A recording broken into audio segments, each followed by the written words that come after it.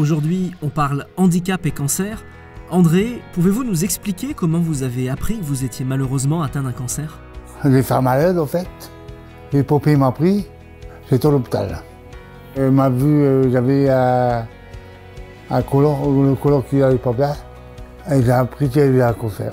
Je vais être honnête, je voulais qu'il j'étais voir le docteur, je fais mon café. Vous avez eu peur lors du diagnostic?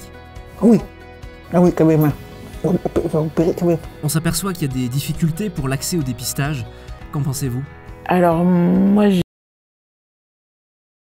un ganglion et du coup j'ai dû aller faire une mammographie suite à un examen. Et la première mammographie s'est pas trop bien passée parce que je suis arrivée dans le centre de mammographie.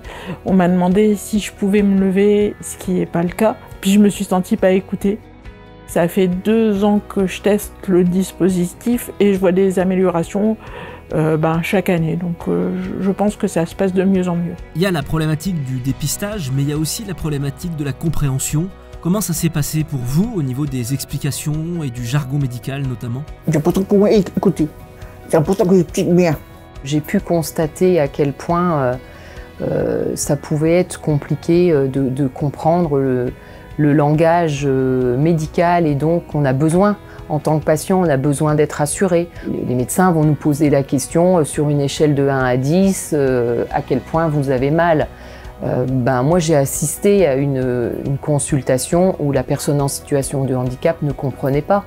Par contre, en montrant des images avec des petits bonhommes qui grimaçaient plus ou moins, bien là, le regard de cette personne en situation de handicap s'est complètement éclairé. Je me suis aussi heurtée parfois à une incompréhension administrative.